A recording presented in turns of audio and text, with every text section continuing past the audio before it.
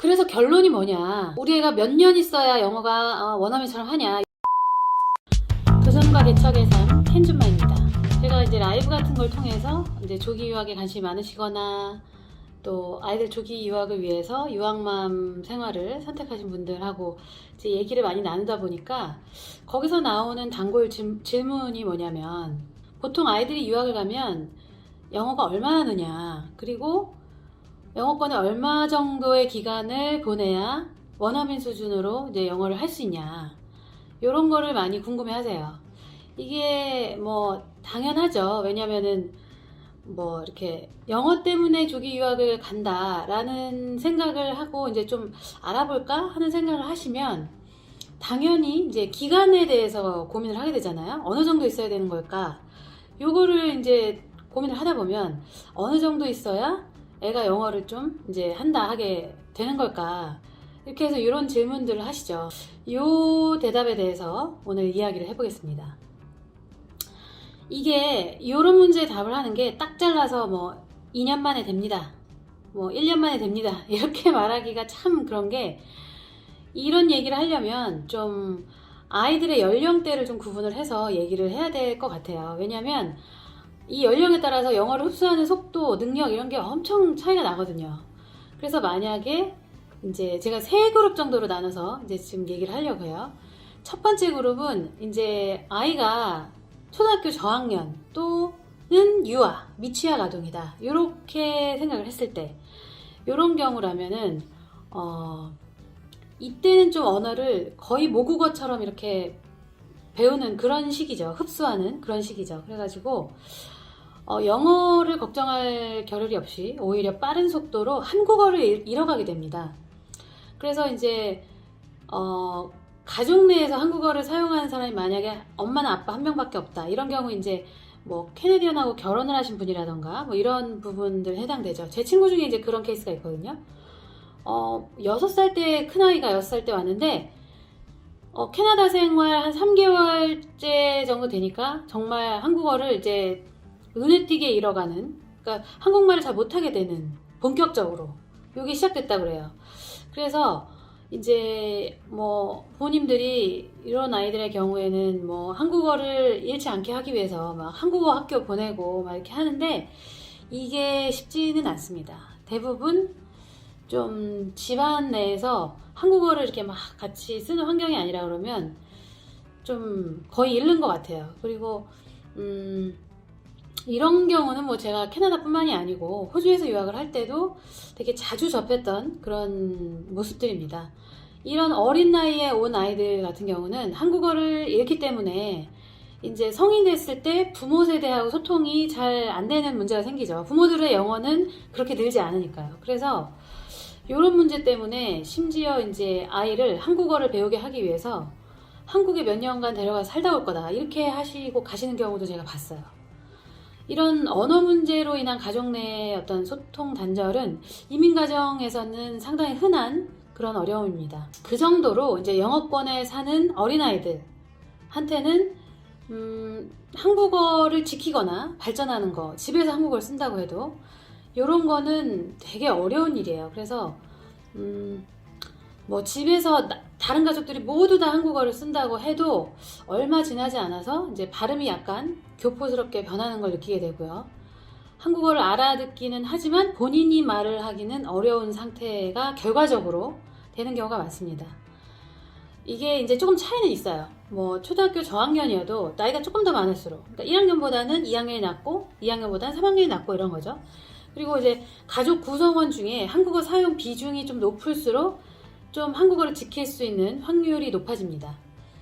이제 제가 아는 가정들 얘기를 해드리자면, 한 가정은 이제 그 아이는 이제 둘째였어요. 초등학교 2학년 때 이민을 왔는데 위로 오빠가 있고, 부모님 당연히 이제 한국 분이어가지고 가족들은 다 한국어를 쓰지만 이제 본인의 한국어는 초등학교 2학년 수준에서 멈춘 거를 이제 본인이 아는 거죠. 그래서 이제 한국어를 할 때는 굉장히 자신 없어 하고, 그리고 자기 발음이 이제 좀 초등학교 2학년 수준에서 멈췄기 때문에 좀 발음이나 뭐 사용하는 어휘 이런 것들도 좀 애기같이 그런 거라는 열등감? 좀 컴플렉스 이런 것 때문에 한국어를 잘 안 하려고 하고 한국어 말하는 게 좀 자신 없고 이런 상태? 그리고 또 한 가정 같은 경우는 이제 초등학교 1학년 때 이제 아이가 왔는데 아래로 동생들이 있었어요. 어린 동생들이.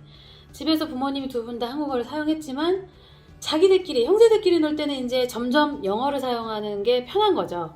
그래서 한 2년 좀 넘었나요, 지금? 그런데 애들끼리 모여서 지들끼리 얘기하면서 막 이렇게 놀 때는 영어를 쓴다 그래요. 그리고 그 아이들의 발음이 이제 말 그대로 교포 발음, 교포 발음이 됐다고 합니다. 그래서 요 가정도 이제 그 매주마다 이렇게 한국어 학교에 아이들을 데려가고 하긴 하는데 이대로라면 좀 아이들이 한국어를 알아듣긴 하지만 말을 이렇게 원활하게 하는 거는 조금 어려운 상태가 될 것 같아요.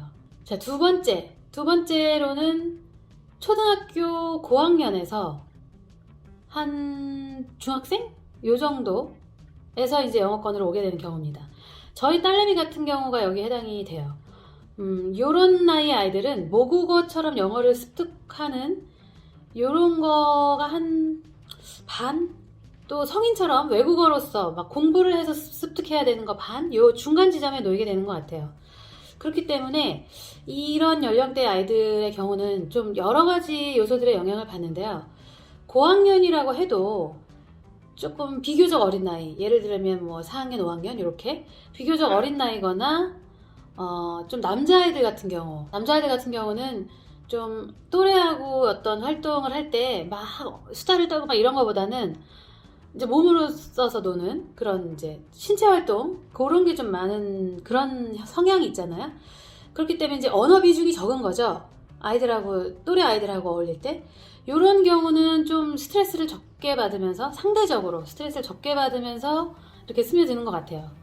그런데 오히려 한국어 구사 수준이 또래에 비해서 높고 언어를 활용한 각종 어떤 활동들 예를 들면은 뭐 수다 떠는 걸 엄청 좋아한다든지 막 이런 아이들은 영어 때문에 스트레스를 좀 많이 받죠. 왜냐하면 자기가 평소에 구사하던 한국어의 수준만큼 영어를 해야 자기가 원래 하던 그게 되는데 영어는 안 따라주고 자기 스스로 이제 요구 수준은 높고 이러다 보니까 좀 되게 스트레스 많이 받는 거죠. 이제 좀 여자아이들이 그런 것 같아요. 여자애들은 막 좀 어떤 또래 벌써 초등학교 고학년이 되면 또래끼리 어울리는 그런 게 막 모여서 수다 떨고 막 이런 거잖아요.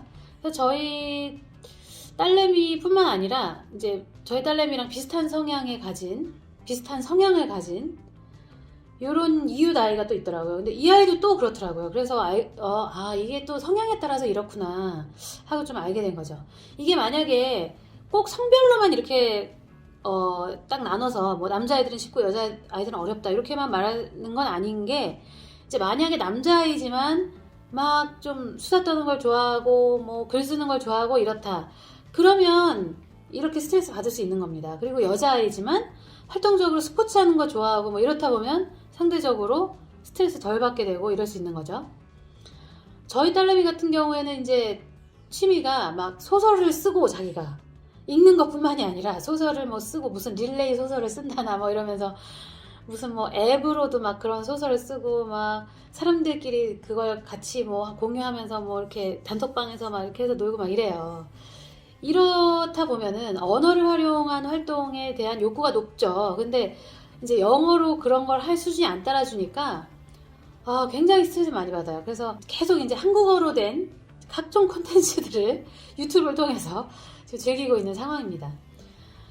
근데 뭐 너 영어 늘어야 되니까 그런 거 하지 마라 막 이렇게만도 할 수가 없죠. 왜냐면 애도 숨 쉴 구멍이 필요하잖아요. 학교에서 하루 종일 못 알아듣는 영어를 알아듣고 따라가려고 막 이제 안테나를 세우고 막 이렇게 하다가 집에 와서 이제 편하게 자기가 스트레스 풀고 좀 하고 싶은 거 하고 이러고 싶은데 엄마가 한글 금지 막 이러면서 그러면 애가 거의 막 너무 힘들 거 아니에요. 그래서 그런 데다가 그리고 또 저는 이제 유학이 아니고 이민을 온 거기 때문에 어차피 평생을 여기서 살아야 하니까 시간이 가면 어쩔 수 없이 애가 이제 영어를 할 수밖에 없기 때문에 이제 네가 지옥을 맛봐야지 언젠가 이러고서는 그냥 내버려 두고 있는 거죠. 근데 이제 이렇게 아무리 애 성향이 그렇고 그래서 이렇게 뭐 한국어로 된 걸 즐기고 뭐 이렇게 한다고 해도 학교 생활이 영어로 돌아가기 때문에 영어가 안 낼 수는 없어요. 그래서 막 와서 이제 막 본인이 언제는 막 얘기를 해요. 엄마 나 영어가 늘은 것 같아. 나 학교에서 선생님이 이렇게 설명하는 게 현재는 그냥 이렇게 뭐 쭉 듣고 있으면 하면서 이해가 돼. 막 이렇게 얘기하기도 하고 그런 거 보면 이게 학교 생활을 영어로 하기 때문에 좀 속도가 다른 애들보다 늦을 수는 있어도 안 낼 수는 없는 거죠. 그리고 숙제도 다 영어로 해가야 되고 뭐 그렇잖아요. 제가 한국에서 애니메이션 스튜디오 이제 프로듀서 생활할 때 저희 토론토에 이제 저희 자회사가 있었어요. 저희 회사에. 근데 거기에 어떤 직원분이 이제 회의 내용을 한영 양방향으로 통역을 하는 보직으로 어떤 이제 직원분이 계셨는데 그분이 이제 심지어 뭐 이메일로 회의록까지 한글, 영어 이렇게 해가지고 다 이제 그 참석자들한테 발송해 정리하고 막 이렇게 다 하셨어요. 그래서 제가 어느 날은 좀 신기하더라고요. 어떻게 이렇게 한국어를 그냥 말하는 것뿐만이 아니라 이제 글 쓰는 것까지 잘하시니까 어렸을 때 이민 와서 캐나다에서 쭉 사셨대요. 근데 그렇게 잘하는 게 신기하잖아요. 저는 이제 호주에 살 때는 어떤 한의원을 방문을 했는데 이제 한의사분이 이제 나이 많은 한국 여자분이었어요. 근데 그 따님들이 언제 한번 이렇게 병원 프론트를 지키고 있는 적이 있었는데 제가 그때 이제 영어를 잘 못해서 한국말로 얘기했는데 알아듣긴 하더라고요. 근데 답을 한국말로 못 하더라고요. 이제 그런 사람들을 봤기 때문에 좀 신기해가지고 물어봤어요. 어떻게 어렸을 때 이민 와서 그렇게 하는데 쭉 캐나다에 살았는데 한국어를 그렇게 잘하냐, 심지어 쓰기까지. 했더니 그분이 중학교 때 이민을 왔대요. 근데 이제 처음에 영어를 잘 못해서 한국 애들하고만 놀고 이제 좀 이 케이스도 영어를 거부하면서 영어 배우기를 거부하면서 도망을 다닌 케이스였던 것 같아요. 그래서 한국 애들하고만 놀고 이러면서 좀 적응을 잘 못했다고 그러더라고요. 그러면서 이제 스스로 표현으로 방황하는 시간이 길었다고 해요. 그러다 보니까 한국어를 잘 안 까먹은 것 같다 이렇게 얘기를 하시더라고요. 근데 이분도 이제 자기 10대 청소년기를 그렇게 보냈지만 대학은 결국 여기 현지에 있는 대학을 나왔고 뭐 직장 생활도 캐나다에서 하고 있고 이렇기 때문에 언어 이제 영어는 결국에는 원어민 수준에 올 수밖에 없는 거죠. 하지만 한국어도 지키면서 이렇게 오게 된 케이스죠. 근데 그 과정이 이제 쉽지만은 않았다는 거 이런 분들도 세 번째로 이제 고등학생이 돼서 오는 그런 경우가 있을 텐데요. 고등학생 같은 경우는 뭐 이제 끝났어요. 제가 보기엔 이 정도면 결국 이제 성인이 영어를 학습해서 습득하는 이런 단계랑 똑같다고 봐야 될 것 같아요. 근데 한 가지 그래도 어른들이랑 다른 거는 두뇌 효율이 좋잖아요. 이게 두뇌 회전이 좋은 시기다 보니까 학습을 했을 때 똑같이 성인처럼 똑같이 학습을 해도 성인보다는 효율이 훨씬 좋다고 봐야겠죠. 그래서 물론 어린아이들이 이렇게 막 모국어를 흡수하듯이 언어를 익히는 건 되지 않지만 효율이 좋다는 거. 그렇지만 이제 결론은 성인처럼 부단히 노력하고 이제 공부하는 방법만이 영어 실력을 향상할 수 있는 그런 방법이다. 그렇다 보니까 기본적으로 영어 실력이 너무 낮은 상태라면 적응하기 쉽지 않겠죠. 이렇게 연령대별로 좀 다르고 또 아이의 성별이나 성향별로 좀 다르고 뭐 이렇다는 거를 좀 이해를 하시면 좋을 것 같고요. 여기에 이제 또 한 가지 영향을 미치는 요소가 뭐냐면 영어권으로 넘어오는 시점에 이미 그 사람이 가지고 있는 영어 실력 그거죠. 이제 나이가 어리다고 해도 요거는 영향이 있죠. 왜냐하면 요새는 뭐 유치원 때부터 막 뭐 영어 유치원 보내고 뭐 이렇게 하면서 영어 교육에 엄청난 공을 들이는 그런 부모님들이 많잖아요.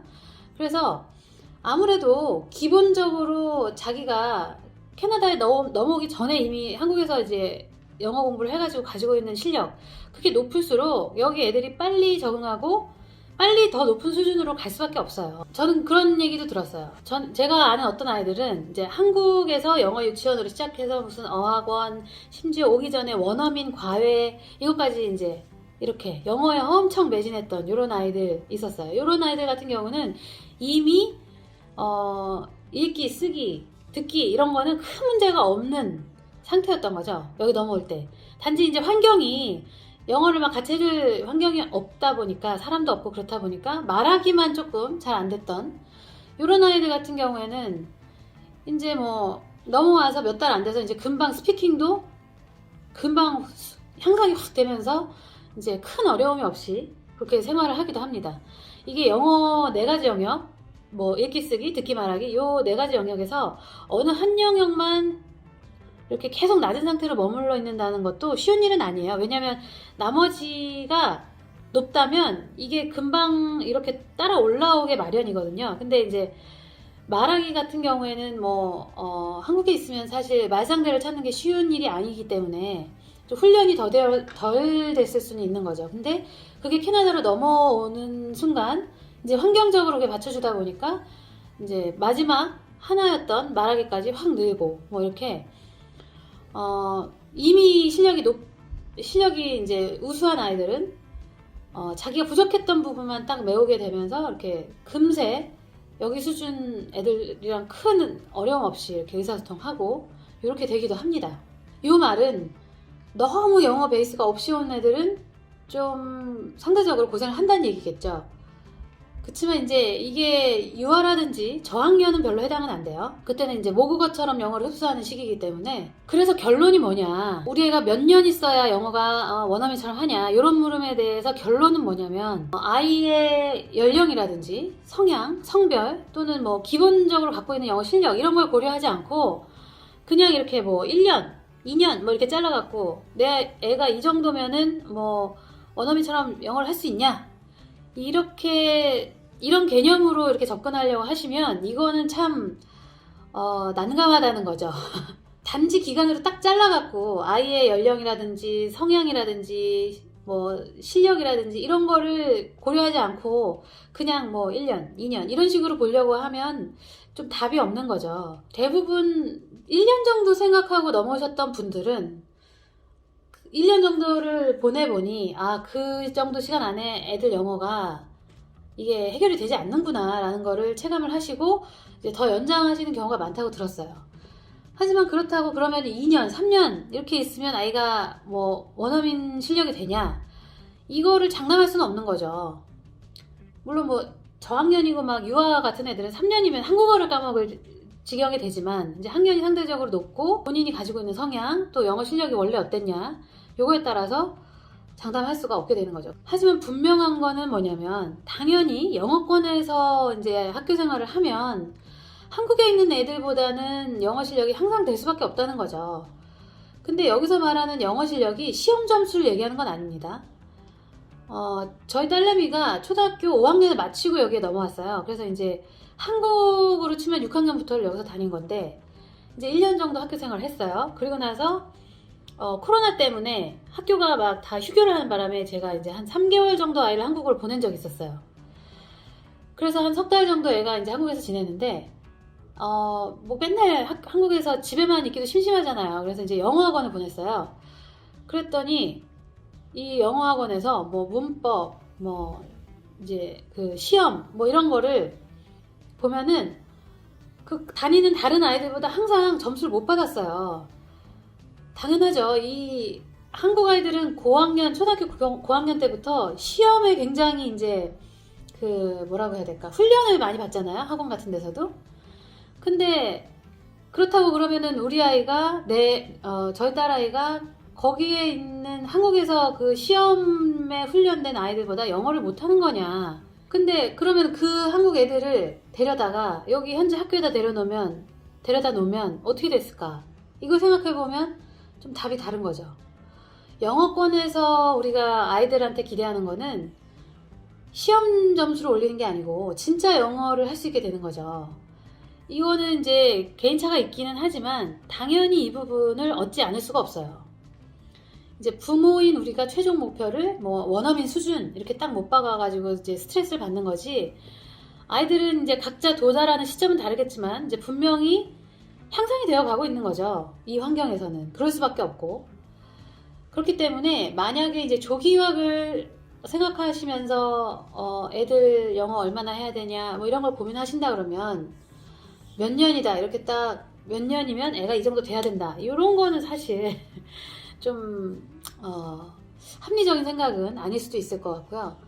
좀 조급하게 생각하지 마시고 상대적인 관점으로 좀 지켜봐 주시면 좋지 않을까 그런 생각이 들어요. 원어민 수준이라는 거는 평생을 두고 영어권에 살면서 자기가 원어민이 되어야 가능한 거예요, 사실. 2, 3년 지내면서 이제 원어민 수준을 막 기대한다. 이거는 좀, 제가 사자성어를 써보자면, 어불성설? 뭐 그럴 수도 있어요. 소통이라는 거는 언어라는 어떤 그 말하는 기능만 익혀서 해결될 수 있는 게 아니라, 뭐 사회적인 또 문화적인 이런 지식이나 경험이 다 녹아있는 거기 때문이죠. 자, 그래서 분명히 아이들은 진짜 영어를 하게 되고 향상되어 갑니다. 그런데 이제 나의 욕심만큼 막 갑자기 애가 2년 안에 캐네디언 아이들처럼 이건 아닐 수도 있어요. 그거는 이제 아이의 어떤 나이와 성향과 원래 가지고 있었던 영어 실력 이런 거에 따라 다를 수 있다는 거. 제가 이 내용을 글로 정리를 해가지고 먼저 제가 활동하던 어떤 커뮤니티에 좀 올렸었어요. 그랬더니 댓글들이 막 이렇게 엄청 달렸는데 그 댓글들도 이거 제가 유튜브 영상을 촬영을 할 때 이 댓글도 좀 소개를 해드리면 좋겠다 하는 생각이 들더라고요. 자, 이 댓글을 몇 개만 소개를 해드릴게요. 어디 하나 틀린 말 없으셔요. 저는 한국에서 오래 영어를 가르쳤고 대학원에서 영어학 전공을 했는데 저보다 더 말을 잘 풀어나가시는 것 같은, 지금은 캐나다 와서 유아교육 전공하는데 수업 중 언어 발달, 이중 언어 멀티 부분, 여기에 이제 저 혼자 꽂혀서 시험 범위도 아닌데 계속 자료를 읽어 나갔네요. 초등 고학년 엄마 따라 캐나다 온 딸에게 글 보여줘야겠어요. 요렇게 얘기를 하신 분이 있었고요. 제가 요새 고민하는 부분을 책으로 읽은 것 같은 느낌입니다. G4, G5, 그레이드 4 오면은 한국에 한 3, 4학년? 이렇게 되나요? 남자애들, 영어 파닉스도 안 된 아이들입니다. 파닉스도 안 하고 오셨군요. 여기서 오래 살려고 하다 보니까 한국에서 영어 학원이 돈이 아깝다는 생각에 수학이나 다른 걸 오히려 시키고 왔는데 오니까 영어가 걱정이 되셨다고 해요. 저희 아들들 완전 액티브한 아이들이다 보니 캐나다 학교 생활에 바디랭귀지로 연명 중. 이거 읽고 저 너무 재밌었어요. 엄마는 걱정이지만 아이들은 너무 즐거워한대요. 물론 한국에서보다 영어가 빨리 늘겠지만 그렇다고 학교만 가방 가지고 왔다 갔다 한다고 리딩이나 어휘 부분이 자연스럽게 스며들 나이가 아닌 것 같아서 또 다른 고민이 들었어요. 계속 고민해 나가면서 해결하겠지만 그래도 아이들이 영어를 자연스레 하는 날을 기다리며 매일 하루하루 학교 가는 게 너무 소중하고 엄마도 즐겁습니다. 네, 이렇게 말씀하신 분들이 있었고, 만 5.5세, 한국 나이 7살 아들 엄마로서 공감하는 글입니다. 해서 지금 뭐 거의 이제 한국어가 안 되고 있다는, 이러다가 한국말도 못하고 영어도 못하게 되는 거 아닐까 심정적으로 걱정하고 조금 우울할 때도 있어요. 그냥 믿고 기다려야 하는 걸 알기는 아는데 힘들긴 힘듭니다. 네, 요 글을 읽고 제가 답글을 그렇게 달아드렸어요. 그런 걱정은 하실 필요가 없을 것 같다. 애는 둘 다 안 되진 않고 영어로 확 갈 겁니다. 그리고 정말 저도 느끼고 생각했던 점을 글로 정확히 표현하신다는 것에 놀라움을 금할 수 없습니다. 초등 저학년, 중간학년을 둔 부모로서 남자아이들은 언어와 친구관계에 크게 영향을 받지 않는다는 것에 동의합니다. 남자애들은 확실히 한국이나 캐나다나 말없이 의성어와 행동으로 다 통하더군요. 그럼에도 시간이 지나면 영어가 늘어난다는 게 느껴집니다. 저희 아이들은 캐나다 온 지 얼마 안 됐지만 벌써 교포 한국말이 느껴져 답답할 때가 있어요. 애들과 대화하다 보면 같은 한국말인데 발음이 안 들릴 때도 있고 한국말 속에 영어 단어가 너무 많이 들어있어서 이렇게 한국어 잊게 되나 걱정스럽기도 합니다. 네, 여기도 좀 초등학교 저학년, 중간학년이라고 하시니까 당연히 이렇게 캐나다 준비하시는 부모님들이 한눈에 이해하기 쉽게 정리 잘하신 것 같아요. 저는 아이들이 캐나다 온 데 가장 좋은 시기는 초등학교 3, 4학년이 참 좋은 시기인 것 같은데 그걸 딱 맞추는 게 쉽지는 않잖아요. 그래서 아이들 나이별로 적절히 부모가 미리 준비해주면 적응하는데도 더 도움이 되지 않나 싶어요. 아이가 어느 정도 커서 온다면 영어를 비교적 많이 준비시키고 오고, 아이가 어리다면 모국어인 한국어를 잘 유지시켜주는데 신경을 써주면 좋지 않을까 싶네요. 네, 이렇게 말씀을 하셨는데, 네, 이분 말씀이 결론적으로 우리가 할 수 있는 최선이겠죠. 물론 이제 뭐 애들이 딱 요 시기에 오면 한국어도 잃지 않고 영어도 잃지 않고 이럴 수 있다 해서 아 초등학교 4학년? 3학년 이때가 좋아 그 생각은 하겠지만 참 저도 그 생각을 안 했던 건 아니지만 너무 커서 오면 영어 적응하는데 힘들지 않을까 뭐 이런 생각 했었고 그런데 현실이 또 여러 가지 요소들을 따지다 보면 애들한테만 맞춰서 돌아가기가 쉽지가 않죠. 저 같은 경우도 이렇게 오히려 와서 느꼈던 게 더 일찍 왔다면 이제 그 아이가 집에 혼자 있을 수 있는 나이 있잖아요. 캐나다 같은 경우 뭐 보통 이제 관습적으로 12세 이하의 아이가 혼자 집에 있는 거는 불법이다 이렇게 이제 생각을 하고 막 너무 어린 아이가 집에 자기들끼리 있는 경우에는 막 이웃에서 신고도 하기도 하고 막 이러는데 부모님이 다 같이 오시는 게 아니고 엄마만 혼자 애들 데리고 온다 이랬을 때는 애들이 너무 어리면 이런 문제 때문에 굉장히 힘든 거죠. 뭐 어디 하나 이렇게 잠깐 볼일 보러 이렇게 나가려고 해도 특히 엄마가 학교 유학맘 생활을 하셔야 되는 경우는 수업 시간이 애들 학교 시간하고 안 맞으면 이제 이런 경우 굉장히 이제 그런데 그렇다 보니까 애들이 조금 커갖고 오는 게 그래도 이런 걸 헤쳐나가기엔 좀 낫겠다 하는 부분이 있지만 그럼 이제 애들은 애들로서 이제 언어 부분에서 조금 더 힘들어지고 뭐 이렇게 현실적인 부분이 있기 때문에 딱 이렇게 맞추기는 쉽지 않지만 어쨌든 제가 해드린 오늘 이런저런 얘기들을 좀 이제 참고를 하시고 뭐 최대한 이렇게 요렇다는 거를 아시고 준비를 하시면 좋을 것 같아요. 뭐 아무리 엄마가 야 너 나이 먹어서 가면은 영어 공부를 많이 해야 된다더라 그냥 그렇게 애기들이 말리듯이 늦는 거는 잘 안 된대 공부 열심히 해야 돼 이렇게 해도 또 애가 열심히 안 하면 또 그걸 어떻게 하겠어요. 뭐 쫓아다니면서 뭐 영어 단어를 눈앞에다 들이밀 수도 없는 거고 참 그러니까 다들 각자 사정이 다르시고 어렵고 하실 텐데 어찌됐든 우리는 어떤 최선이라는 거는 이렇다 요거를 좀 알고 좀 또 그 안에서 열심히 할 수밖에 없죠. 자, 오늘 저의 얘기가 그 조기 유학 준비하시는 분들께 도움이 됐으면 좋겠고요. 좀 다뤄주었으면 하는 내용이 있다라든지 더 궁금하신 내용이 있으시면 댓글로 남겨주시면 제가 또 이후로 콘텐츠 제작하는데 반영하도록 하겠습니다. 도움이 되셨다면 좋아요와 구독 부탁드립니다. 감사합니다.